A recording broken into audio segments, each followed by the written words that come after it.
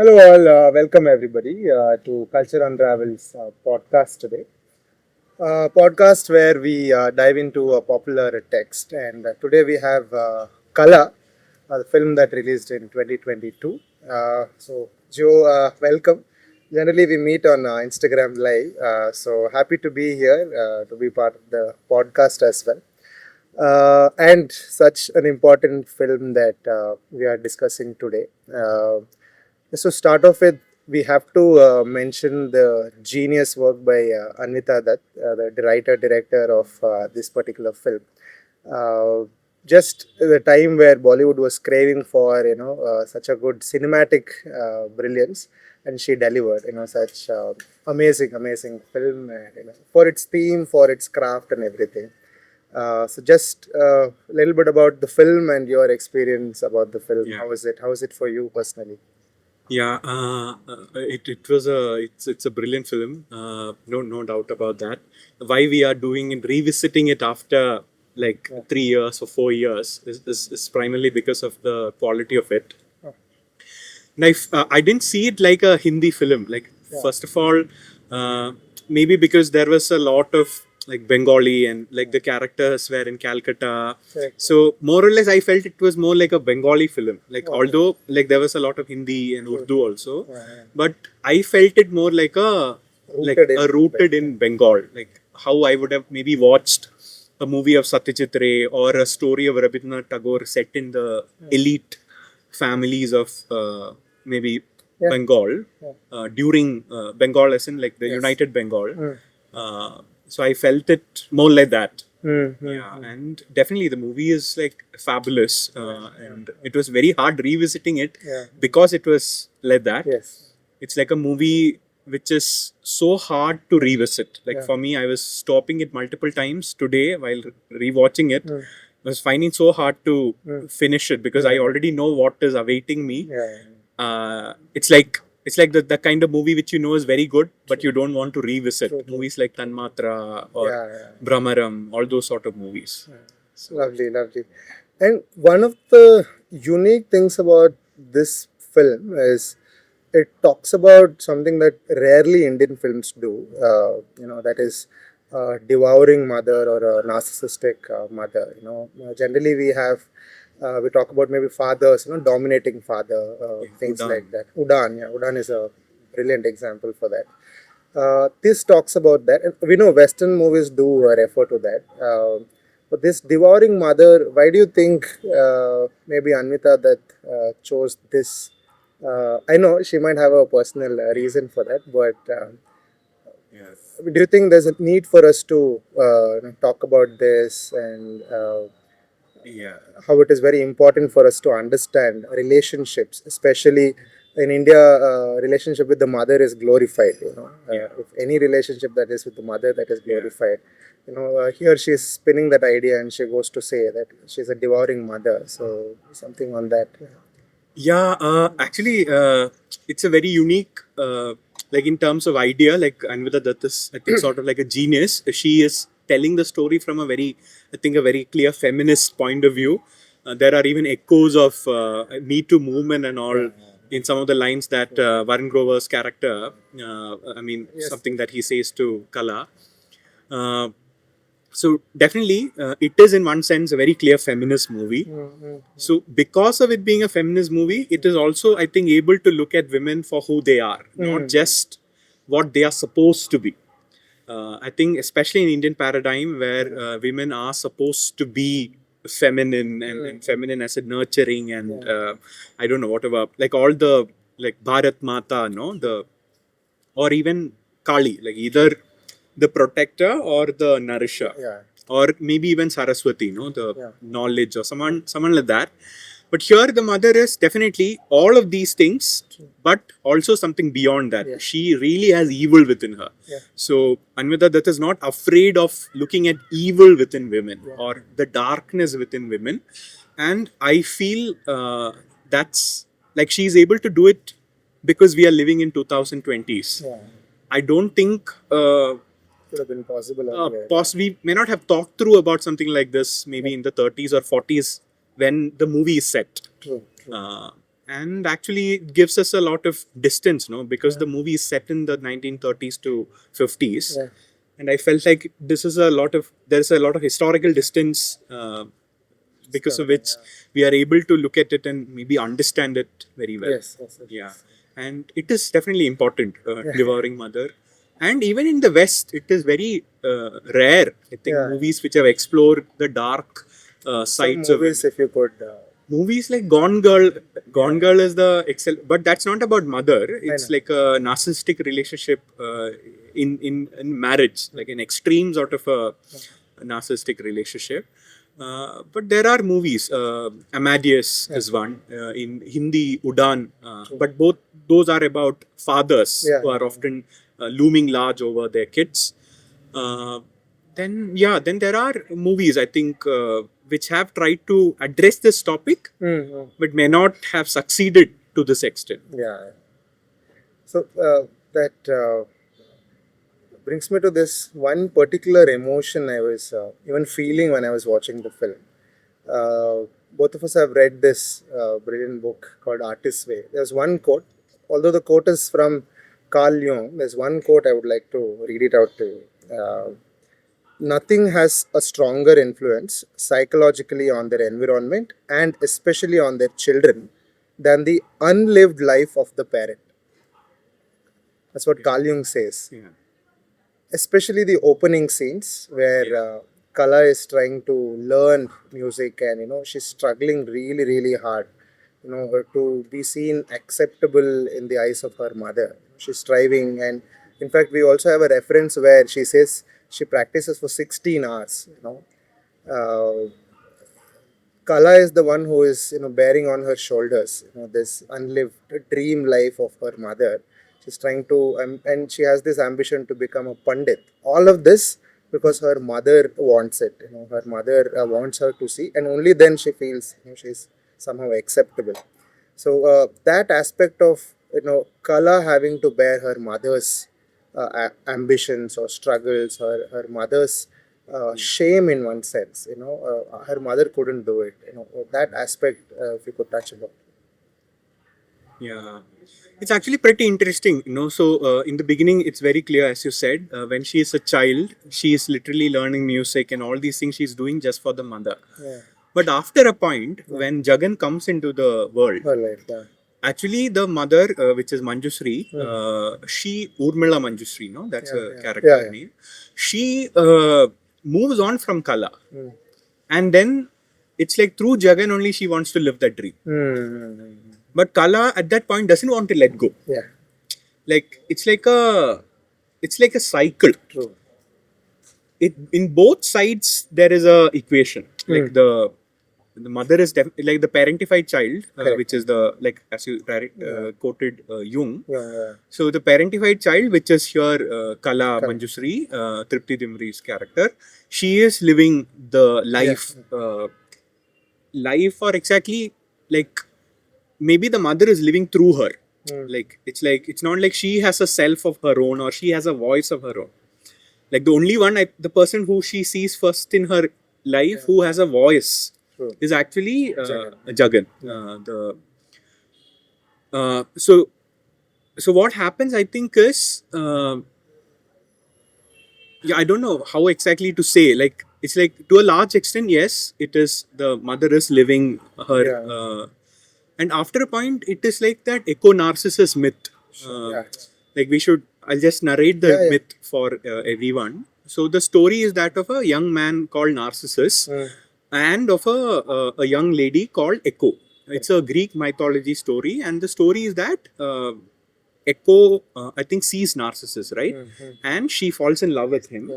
But Narcissus is someone who doesn't let anyone touch him. Although he's really beautiful and all, he's not vulnerable. He doesn't let anyone touch him. Like, so there's a moment when Echo tries to go to Narcissus and touch him, but he pushes her away in maybe some disgust or disdain. There is an amount of, I don't know what to say, rejection that Echo is facing. So, and then what happens is Narcissus is thirsty. There's a moment and he goes in search of water. And he goes to a river. I think the river of, I think what it's called? A river of forgetfulness. Forgetfulness, yeah. I think according to the Greek myth, it's like the river of forgetfulness, and he is drinking water. And Echo is on the other side of the shore, and Echo is looking at Narcissus. And Narcissus, when he is drinking water, he sees his image in the water. And what happens is he falls in love with the image, and he becomes like obsessed with that image.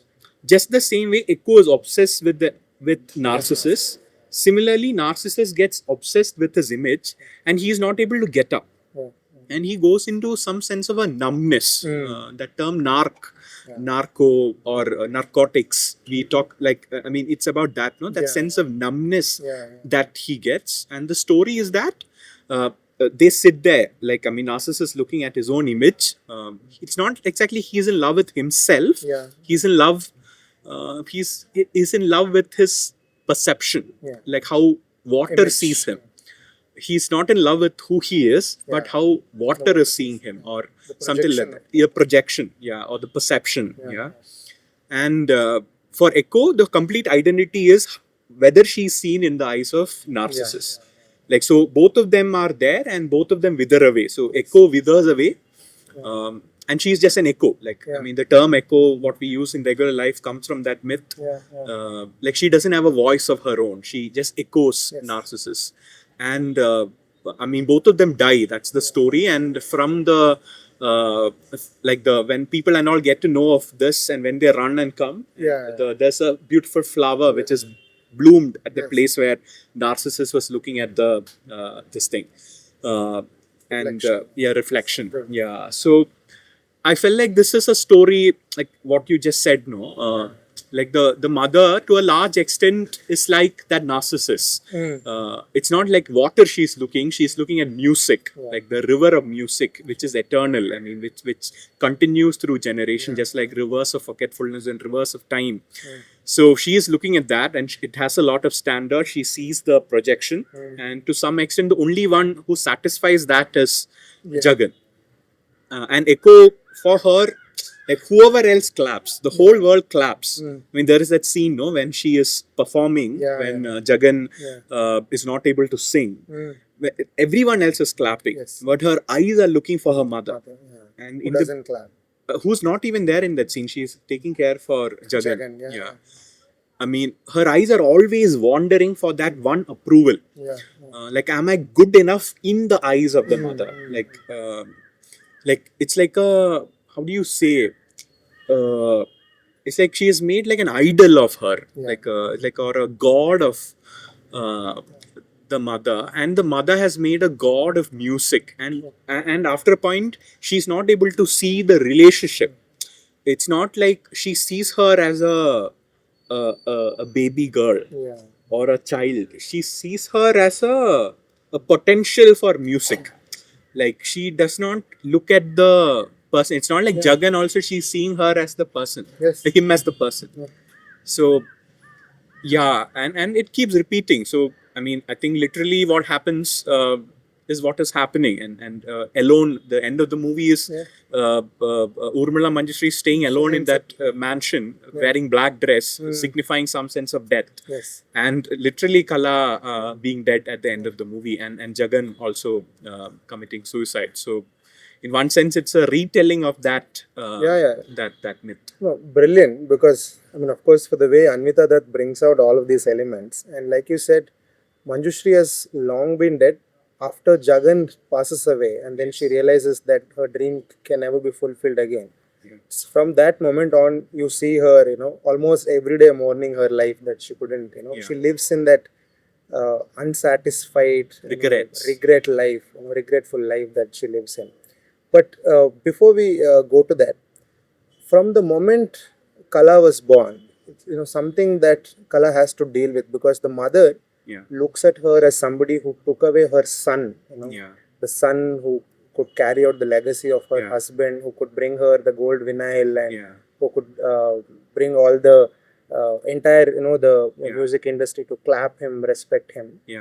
And we have this one very heart-wrenching scene where Qala is on the other crib, and she is looking at the empty crib, and she takes a pillow also, and then we see, I mean, what is going in her mind also.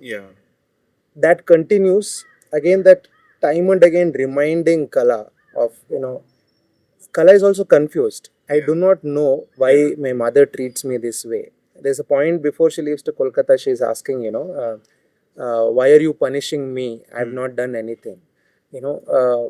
Having to bear that guilt from the beginning, and having again that trying to prove her worth and that lack feeling that she has. Kala seems to be a brilliant example to understand guilt and, of course, at the same time, shame. How do they interplay? The emotion of guilt and shame.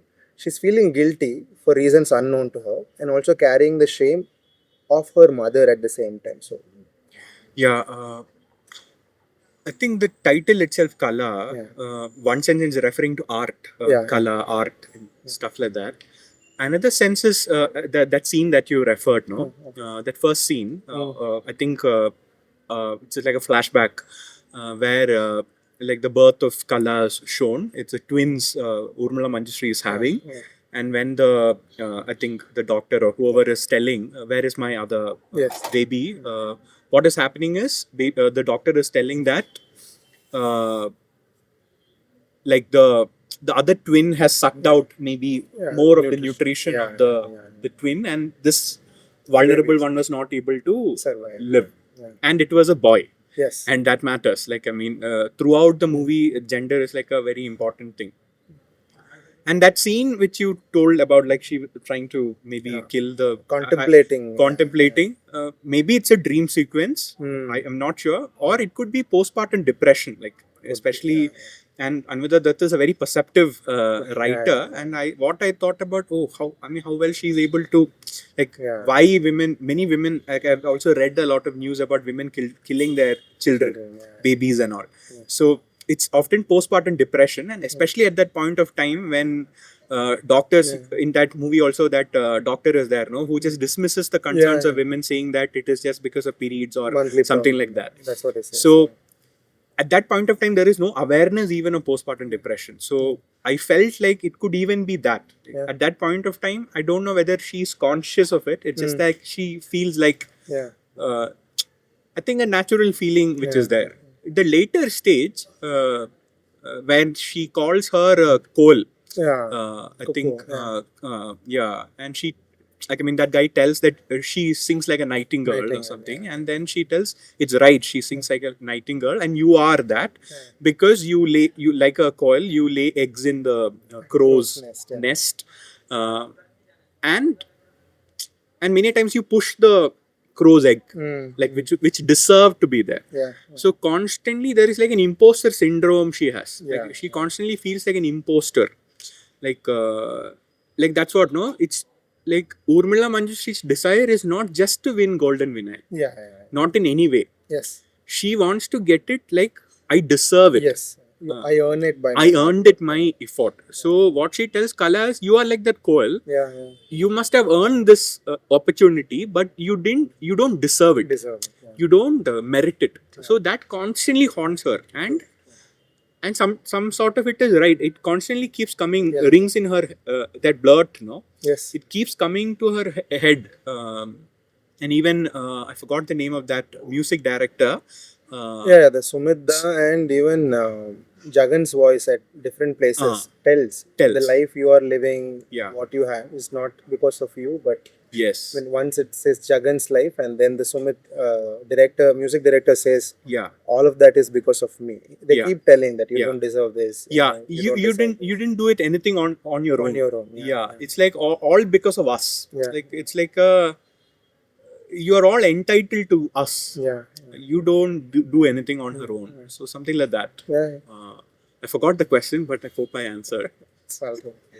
No, many a time as children, even as growing up adults or grown up adults, there's this emotion that is inside of us. Somehow we have not done enough for the parents, or we have not given it back. That thing.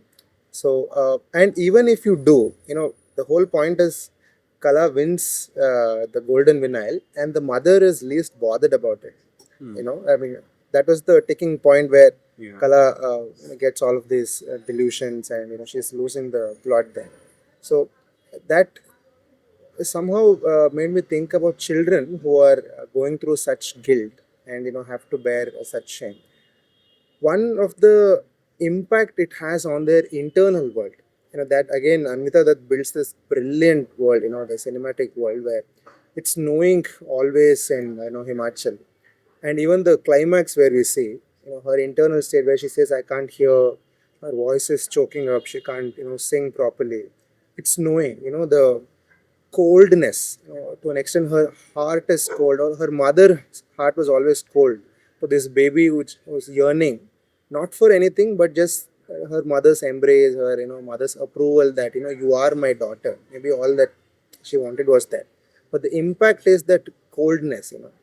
No matter how many photo flashes that are around her, bright burning bulbs which throw that flash, her face is lit, but the heart is cold and dark place, like you mentioned, Qala.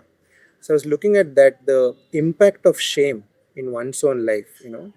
You might raise to fame, you might raise to popularity, you might win. We were discussing about performance, but deep down, this shame, this darkness that you carry with you, something on the impact of shame that can have on one's life, particularly. So that question specifically about shame, like especially for children who struggle with shame, and specifically about Qala. So what in terms of the movie, the color tones of the movie are either the snow, Right. It's snowing Himachal. Like those are the two worlds, primarily it's the snowing Himachal or the glowing Calcutta, Yeah. like the yellowish, Yes. yellow tones of Calcutta. And the movie starts, we start with the fame. Correct. We start with even the photographs, Yeah. the bulbs changing, those yellow lights flickering. And when you actually, the first moment we see Tripti Dimri, is like you don't see her, you just see gold. Yeah. Like because the golden vinyl that is Yes. reflecting, and then that guy has to change the bulb and then Yeah. put another. So it's a blinding. Blinding light. Yeah.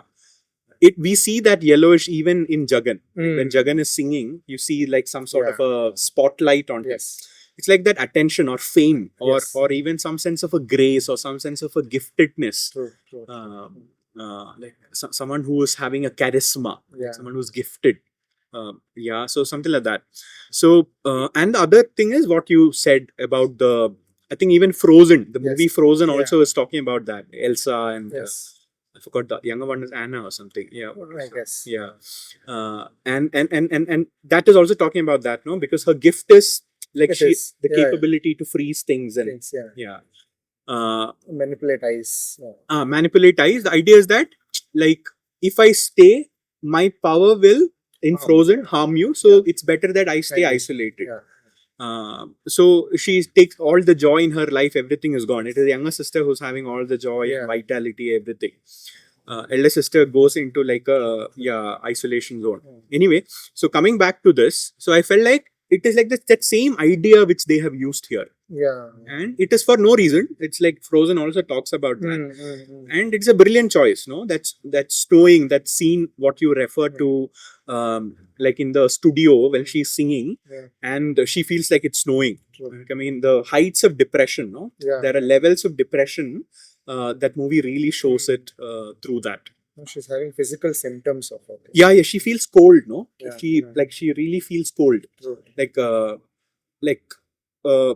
And it starts with that, no? Like Yeah. first time we get exposed to is that Qala is practicing music with her mother, and she's not able to reach the standards, and the mother really shames her. Correct. Like, you are not good looking, you are not good in music, nothing you are. Yeah. You are a disgrace. Yeah. You are that's exactly the word she uses, I think. You are like disgusting, or you are a disgrace. And she pushes her out of the home and she locks the door. And she is left in this cold, begging every window, I'm sorry, ma, give me a chance. So every time she has to prove or earn love. Yes. So there is nowhere unconditional love, or there is no place where lasting love is there. Love is always it's very insecure sort of a love. There is always abandonment as a threat. There is always rejection as a threat. So there You is have to earn it, and it's not by grace or by the. there is no grace, Yeah. and there is no security also. Yeah. It's not lasting love. There is no space she feels secure. Like I felt like even with the Varun Grover character, which is a very gentle character, Yes. or even with Sudha, who's her secretary, Mm. she's not able to be vulnerable. No, Varun Grover, because of his sensitivity, that character, not Varun Grover, what's his name? Majru. Majru. Like I mean, he understands what is going on. Like I mean, he tells also. Although she's not communicating, Correct. like he understands and he only tells. Like if Times will change. Times will change, and also he tells her like if you keep doing this, tolerating this, like if you don't draw a boundary, it will just keep happening. Like there are good people like later who come into her life, but I'm not very sure whether she was able to be vulnerable with them also. Maybe because of the times and lack of knowledge, lack of space. There's no medical training, nothing like that. I feel like that is what is happening. But coming to a second specific question about children struggling to pay back. Yeah. In Qala, or are you talking In about Qala and also in general, because one thing for Qala, in the end, finally, what we see, I mean, you can call the objective of the film, was to win the golden vinyl for her mother and then somehow make her happy.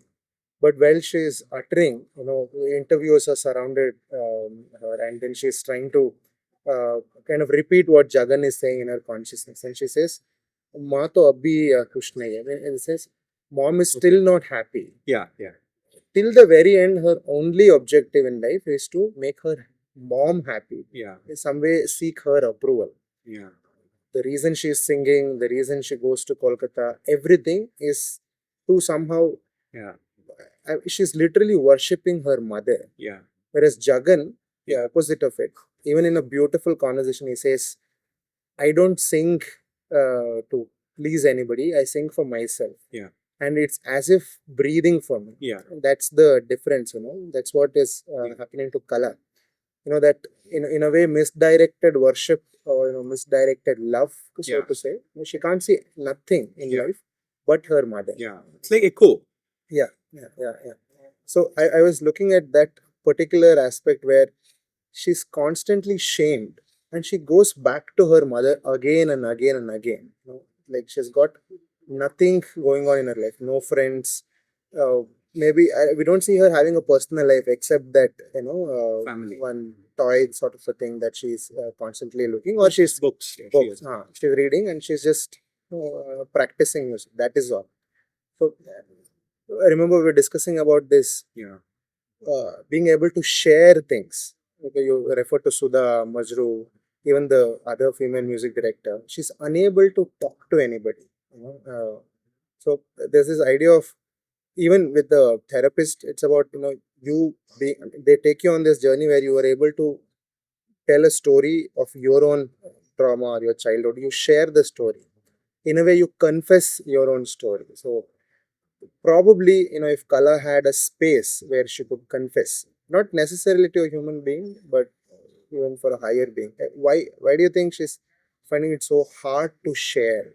She's not able to tell what is going on. She reaches out again to only her mother, who's been constantly shaming her. She says, "Something is wrong with me, I need help, ma." But mom is... Yeah, that's a very good point. Like how you started, the goal is to win golden vinyl for the mother. Like that first scene where she has already won the golden vinyl and photographers are there and they ask the question, "What do you feel now?" So I feel exhausted and I feel like I'm in my mother's, like finally my mother's home's doors are open to me. And that is the thing. Like it's like a key to open the mother's door. Yes. It's not like a door that mother will willingly open to let her in. It is like you have to have a key to open to. That's like home is a representation of her heart, mother's heart. Which is also fully in snow. She is also deeply in depression. From which she was thrown out after Yeah. Jagan's death. Yeah. She says, "Don't ever come back," when she's going to Calcutta. and we don't know, no, like that Urmila Manjushri, like, and I don't, whoever played that character, it's like a spectacular job she has done. And the yeah, the point is, like, her thing is she wants to belong. Like, what is her core thing? She wants to belong. It is the deepest thing. The home is what signifies belonging. Like she constantly tells, no, even that moment where like the that marriage alliance is there, like that mirror scene is there, no, she is getting her ready.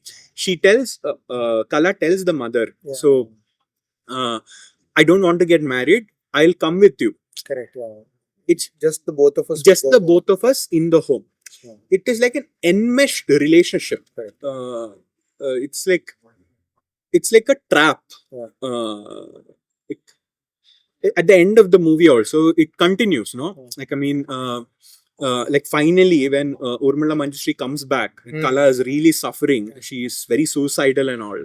At that time also, what she tells the doctor who tells Qala needs treatment is that my daughter is not going to a mental asylum. I am taking my daughter with me to our home. So both of them have this. Correct. Like, that home is like a thing. It is just that is not the right home. Correct. That is a very temporary home, and that home is very that making that home is very tricky. It has its limitations. If you make that home, it won't suffice. Correct. So you will perpetually be hungry. You will, like, that what it's like Jesus telling, no, whoever drinks of this water will always feel thirsty. Whoever drinks of the water I give will have eternal life. So, like, naturally there are limits to which waters of this world can nourish us. You're seeking something transcendental in the temporal. So I felt like that is the specific thing, and I forgot what exactly was the inability to share, the second. Shame freezes a part of your heart. Yes. And why she is not able to share. Although these people are there, no. Although there are good people, there is a safe space to an extent where she could probably share and seek help. There is that music director, that women music director, Majru. Sudha is Sudha even asks her, she can't make her do things. Sudha is asking, can I bring you milk? Can I bring you water? Can I call doctor? Things like that. More than anything, even Jagan was the one who really asks her, like, what do you want? Do you want? Like, he's not making decisions for her. Why is she failing to share? Like, probably maybe she doesn't know it, but why is she failing to share? One thing is, she also wants to keep up certain perceptions. Like Qala Didi. Qala, the great singer. Correct. So there are certain images she doesn't want to lose. The moment you confess, you are losing your image, no? That you are not on a pedestal anymore. You are human. You are flawed. You are broken. So I feel like Qala also deep down doesn't want that. I think like, it's like that pattern repeats, no? Like what Urmila Manjushri does to Qala does to Jagan. Correct. Like, although Jagan is not like an echo looking at narcissist, because Jagan's first introduction song itself it shows why he is singing. Like, he is singing like, it's okay that I fade away, I'm singing for God. Like, I mean, why he sings itself is so different. That's why but even that scene is structured near a river bank. If you look at that scene, it's also set near a river bank, and the shock also is in a they're traveling on a boat in a river. So why she doesn't want to share is because of this. She's afraid of people abandoning her. She feels like once they lose this perception of Qala Didi, once they start to realize who she really is, the one who murdered Jagan, that she is a coil, she is not really this person who's hyper talented, they might leave her, or she will be shamed more. So I think that's why she doesn't want to say her own truth. Primarily also, like, it's like her God is her mother, no? Everyone comes below that. So her dream at that moment is like getting what I'm saying. Like, it doesn't matter even if she shares something to Jagan. like she doesn't have an identity. It's like she's a function of Urmila. Like Qala is a function of Urmila. Yeah. So Qala doesn't have an independent identity or a self. Like she has to have a sense of self for her to be even selfish. Yeah. So she doesn't even have that. Yeah. Like she is an echo. Yeah. An echo is not a voice. True. It is an echo of someone. Yeah. I think that's why it is. True. Like True. And the reason I also asked is maybe somebody who's watching Qala and sensing something, or maybe they're watching this particular podcast, and for them to maybe able to reflect on what they are going through inside of them, or their immediate surrounding, what could be the possible way out to somehow heal that shame, probably get out of that guilt cycle or that trap. What could be some of the ways, maybe from Qala or even outside of Qala, what could be the Actually, we didn't talk much about Jagan. I feel like Jagan is a good resource, or that movie itself shows. But he's like a collateral damage. I think he just dies in the rivers of music. sacrificial lamb? Like he's the scapegoat in psychological terms. There's like golden child, scapegoat. There are terms like that. So he literally becomes like a scapegoat. Like he has a sense of what is happening at Qala's home. Like when he comes home, like he goes to Qala. He's being very honest. Do you sing? He's asking, not with any judgment. But for her, it's like she's not seeing him like that. No? She's seeing him in the eyes of her mother. She's not seeing him for who he is. And even his death happens with the gift that he gave her. Maybe the gift was to be playful. I think, like as in, like what he gives her. Definitely, it's a mace. Like I mean, what he gives her is it's a mace, and there's a mercury with it, and you might find a way out. True. But that mercury itself is that gift itself becomes somehow. I was telling, no, it was a self-fulfilling prophecy. Right? Prophecy, and it's subverted. The purpose of that gift is subverted into something else, and she uses that to somehow takes his voice. Because that he's also singing about death. What kind of a death is that? Just before the voice goes off. It's a tragic. It's also a real person. It's a real person based on the character is written. I mean, when I watched it this time, specifically, I was thinking about Jagan. Like really sad for him, that character. And if you tell that story from Jagan's point of view, it will be very similar to Amadeus, which is a story about Mozart, on which this story is also based. So what could be done in this sort of a scenario, coming to specific, I feel first thing is don't elevate anything temporal to the position of transcendental. That is also like a golden rule. Like even if it's a mother, like don't worship. Like they are also human beings. I know, like as a child, it's not possible. Like because it's a primary caregiver, you are completely dependent on her. Like for completely everything, nutrition, physiological, emotional, every kind of care, you are dependent. But there is something called individuation. There is a time where yourself starts to develop, or you realize you are not just a child of Urmila Manjushri, you are also a child of God. You are also a beloved of God. So there is or you are an individual. You are an individual. You look outside as much as you look within. God lives outside of you as much as He lives inside of you. So you are called to look outside as well as to look inside. So Qala perpetually looks outside, and naturally where she is looking is also problematic, and she never looks inside. First thing is definitely that golden rule. Second thing is to look inside. If you are someone who's constantly looking outside for validation and identity, maybe it's time to start journaling. Look at your own thoughts. Look at the blurbs which are coming. Find the sources of it. Is it coming from some childhood incident? Whose voice is it? Is it like mother's voice, father's voice, teacher's voice? Like where is it coming from? That inner critique which is limiting you. Or if you're someone who's constantly looking inside, maybe look outside.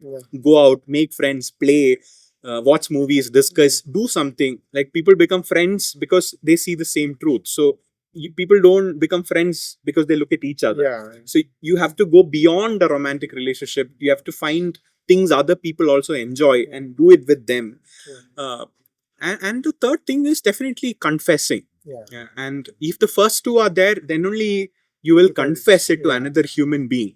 The second idea of journaling or something is an act of confession. It's an act of confessing to the paper. Putting it into words. Yeah, confessing it to the blank slate or to God, and definitely confessing it to uh, uh, confessing it to the right people. Yeah. That's the key. Yeah, I mean, it's very, very important, because if you confess it to the wrong person, like Qala is extremely vulnerable before Samant, what's his name? Yes, before both the music directors. Yeah, actually. before She both makes them. herself Yes, vulnerable. Yeah. very vulnerable, very physically. Like you can really see Sanyal and Samant both. Yeah, Sanyal and Samant. So with Sanyal, definitely he's not abusing that vulnerability. Cross the boundary. Yeah, cross a boundary and also not abusing it. Correct. Yeah. Like he could have abused. Yes. Like he could have used her. And this other guy, he literally uses her. Yeah. Like, and she feels like she'll be disgusted with herself after that. So it's very crucial that confessional community to which you can confess. Like, I mean, like one of our job is also to create such communities. Healthy communities where joy is there, or where freedom is there, where truth is there, where love is there, where hope is there. Places where people can confess authentically without being judged. And where people can learn to take accountability on their own. I mean, instead of being told like something, or being shamed, or being felt like you lack, you're not good enough. Not a very moralistic, legal community, but a more grace-filled, forgiving, nurturing, but still accountable. Like you don't let it pass off. Correct. Like Me Too movement and all. Why it happened was that chalta hai, like you just let abuse happen. That is not what we are called to do. Like definitely you are called to create spaces where people can be authentic, not be abusive. True. So I felt like that is a good space to create, and it takes time for people to be vulnerable. Like if that good kind of vulnerability, like what I'm talking about is not like Qala at that moment. That vulnerability is used, like she's using that for something. The right time at the right, before the right people or person. Thank you again for that beautiful explanation. Again, that summarizes what you said earlier. The antidote to shame is vulnerability, and put it beautifully again. That brings me to this one of the most important aspects for anybody's life, and of course for Qala's life, is the self-acceptance part. Self-acceptance in all her strengths and weaknesses as she is. Because that, as you mentioned earlier, that she's constantly looking into the eyes of her mother, Manjushri, Urmila Manjushri, and her approval, her image of what is a good daughter, or who's a good child, maybe. So she's unable to accept herself, one, and she constantly sees a lack in herself.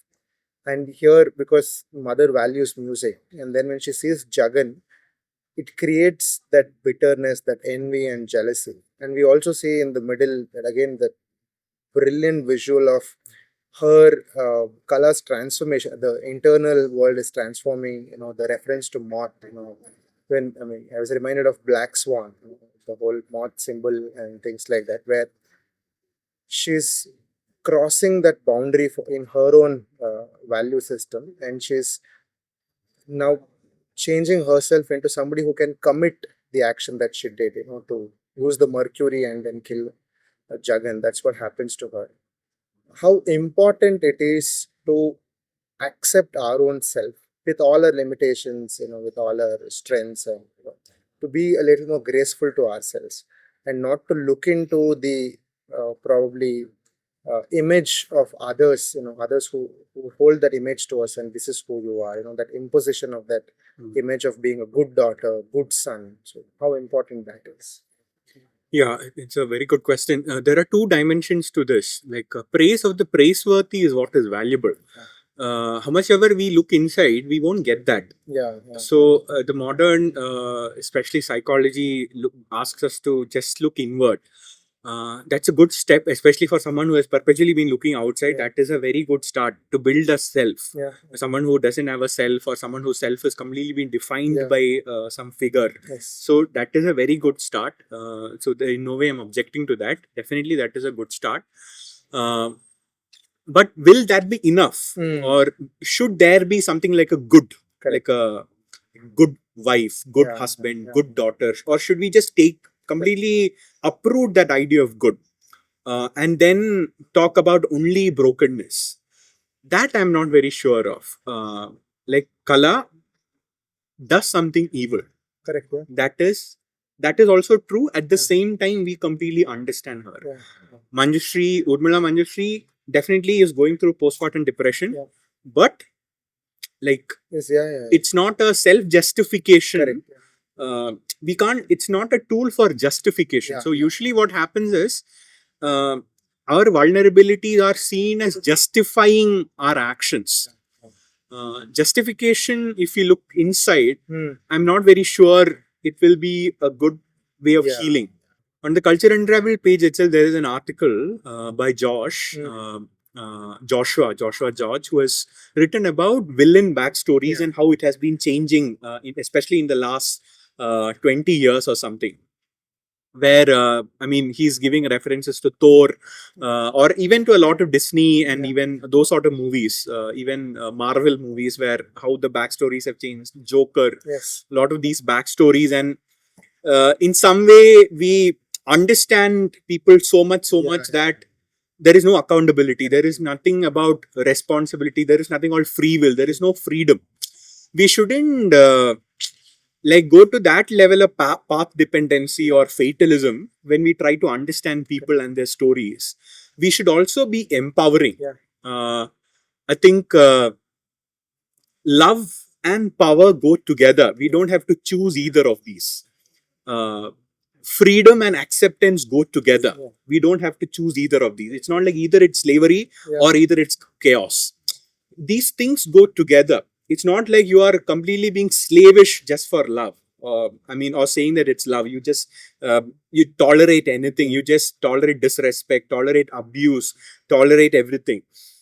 That's not it. Or it's not the other way, that you're fully selfish and then pursue. You're so empowered and liberated that you don't care about people. Like you are only like what happens with Qala's mother. Like she's really empowered for her time. Like that moment when she is looking at Jagan, it shows how much she is into music. But what happens is she forgets she is with her daughter. Qala is fully looking at her. There is not even a moment. Manjushri is Urmila Manjushri is aware of it. Correct. So, what you said, like vulnerability, it's actually from a book by Kurt Thompson called Soul of Shame. He's the one even has proposed ideas of confessional communities. So I think a good way to end, I will be able to read out a quote from Martin Luther King Jr. and we can end the podcast. This is a quote, I think it's by Martin Luther King Jr. Power without love is reckless and abusive. And that is what is happening. No, I think Manjushri, for Qala, what she has thought is love is control. Correct. So power without love is reckless and abusive, and that is what is happening. And love without power is sentimental and anemic. Maybe all the other people around in her life, Qala's life, what they have is love, but they don't have the courage. They don't have courage. Like primarily, there is nothing called faith. It's out of faith that courage comes. And love without power is sentimental and anemic. Power at its best is love implementing the demands of justice And justice at its best is power correcting everything that stands against love. So, I think that's a good way to end. Beautiful. Yeah.